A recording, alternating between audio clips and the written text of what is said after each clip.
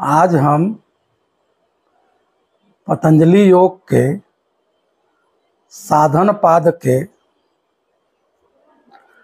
सूत्र नंबर 10 का व्याख्या करने की कोशिश करूंगा, जो इस प्रकार है।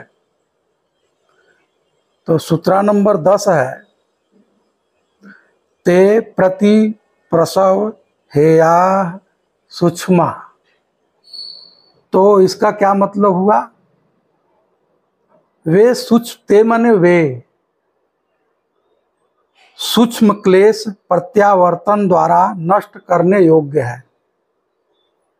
मतलब प्रति प्रसव द्वारा, प्रत्यावर्तन द्वारा नष्ट करने योग्य है। क्या?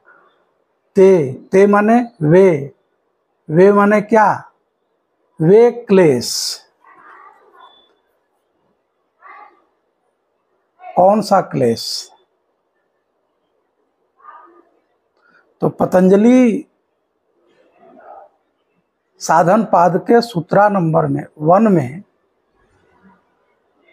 क्रिया योग के बारे में बताए हैं। तपस्वाध्याय ईश्वर प्राधानी क्रिया योगा, ये क्रिया योग है। दूसरे सूत्र में बताते हैं कि इस क्रिया योग का लाभ क्या है। तो पतंजलि कह रहे हैं दूसरे सूत्र में कि इस क्रिया योग से समाधि सिद्धि का लाभ मिलता है, और जो स्थूल क्लेश है वह सूक्ष्म हो जाता है, वह तनु हो जाता है।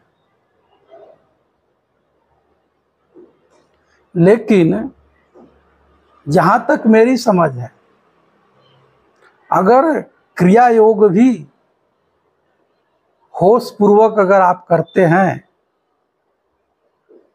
सेंसिबिलिटी के साथ करते हैं, पूरी त्वरा के साथ करते हैं, तो स्थूल क्लेश ही नहीं सूक्ष्म होता, संपूर्ण क्लेश ही खत्म हो सकता है। लेकिन अलग अलग व्याख्याकारों की अलग अलग बातें हैं, और पतंजलि भी स्टेप बाय स्टेप सूत्र दे रहे हैं। इसलिए जो पतंजलि कह रहे हैं उसकी व्याख्या हम कर रहे हैं। तो सूत्र नंबर 10 के पहले बहुत सारे सूत्रों में बहुत सारे क्लेश आए हैं।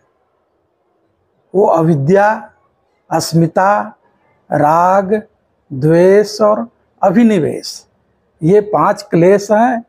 इन 5 क्लेशों को स्थूल से सूक्ष्म करने के लिए क्रिया योग करना पड़ेगा। जब क्रिया योग कर लेंगे तो वह सूक्ष्म हो जाएगा। क्या सूक्ष्म हो जाएगा? क्लेश सूक्ष्म हो जाएगा। फिर पतंजलि कह रहे हैं सूत्र नंबर 10 में, ते माने वे सूक्ष्म क्लेश। ते माने वे माने क्या? सूक्ष्म क्लेश, जो क्रिया योग द्वारा सूक्ष्म कर दिए गए हैं, तनु कर दिए गए हैं। तो यहां पतंजलि बता रहे हैं कि उसको, सूक्ष्म को भी खत्म करने के लिए क्या करेंगे? वो कह रहे हैं कि प्रति प्रसव की थेरेपी करनी पड़ेगी। मतलब साधारण ध्यान की विधि काम नहीं करेगा, क्रिया योग से काम नहीं चलेगा। तो यहाँ पे प्रसव का मतलब क्या होता है? प्रसव का मतलब जन्म देना, जन्म होना। किसका जन्म होना? क्लेश का जन्म होना। जब व्यक्ति बाह्य जगत से, दृश्य से अटैचमेंट बनाता है तो क्लेश का जन्म करता है। क्लेश का जन्म ऐसे ही होता है, अविद्या के कारण क्लेश का जन्म होता है।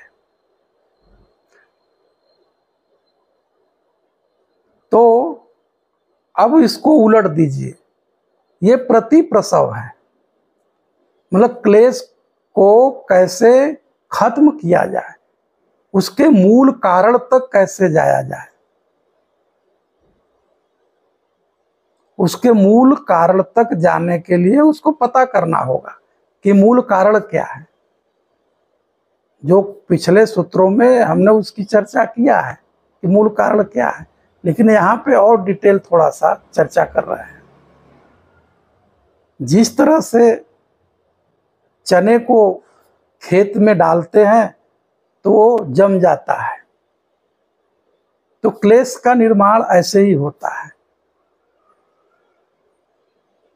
जब अविद्या होता है तो क्लेश का निर्माण हो जाता है, लेकिन उसी चने के बीज को अगर आप भून दीजिए तो वह फिर जर्मिनेट नहीं करेगा, वह फिर जन्म नहीं लेगा, वह फिर जमने वाला अब नहीं है। तो ये प्रतिप्रसव हो गया, एक तरह की डीप थेरेपी है। तो प्रतिप्रसव की टेक्निक बहुत ही डीप टेक्निक है, उसके कारण तक जाना होगा।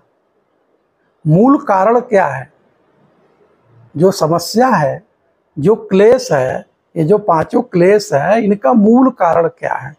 जब तक आप रूट पे नहीं जाएंगे, जैसे किसी व्यक्ति को क्रोध आता हो तो क्रोध होने के मूल कारण तक आपको जाना होगा। क्रोध होना तो ये सिम्टम बता दिया कि अंदर कोई प्रॉब्लम है बस। जैसे बुखार आना कोई बीमारी नहीं है, बुखार यह सिम्टम है, यह लक्षण है, यह बता रहा है कि अंदर कुछ न कुछ बॉडी के सिस्टम में प्रॉब्लम है। उसी तरह से क्रोध होना, लोभ होना, जीवन के प्रति लगाव होना, ममत्व होना, लालसा होना, आकर्षण होना, विकर्षण होना, ये सब क्या है, ये सब तो बाह्य लक्षण है। ये बता रहा है कि अंदर रूट लेवल पे कोई न कोई प्रॉब्लम है। तो प्रति प्रसव का मतलब कि आप रूट लेवल पे जाइए। तो रूट लेवल जब पता लग जाएगा तब उसकी आप रोस्टिंग कर सकते हो, तब उस बीज को दग्ध कर सकते हो, उस क्लेश को रूट लेवल पे खत्म कर सकते हो।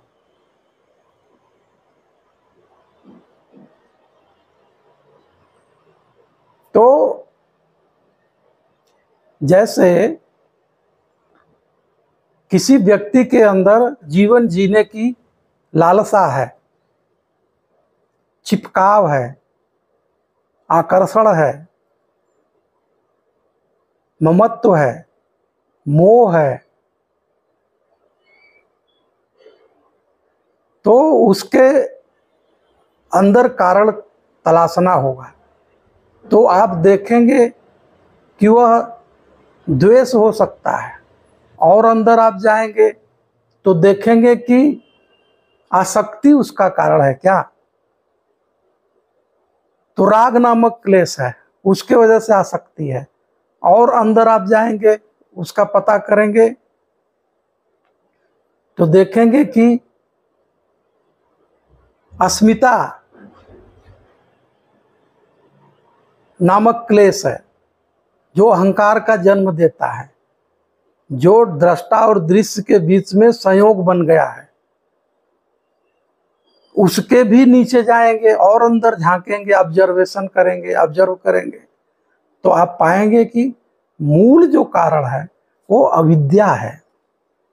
मूल कारण अविद्या है, जागरूकता की कमी है, होश की कमी है, जागरूकता का अभाव है।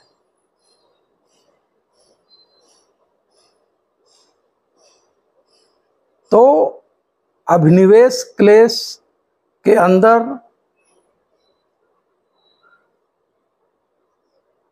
द्वेष नामक क्लेश है, उसके अंदर राग नामक क्लेश होता है जो आसक्ति बनाता है, फिर उसके अंदर अहंकार होता है, अस्मिता जिसको कहते हो। अस्मिता का निर्माण कैसे होता है, और अंदर आप जाएंगे तो अविद्या पाएंगे। अविद्या नामक ये भी एक क्लेश है, अविद्या भी एक क्लेश है, लेकिन इन चारों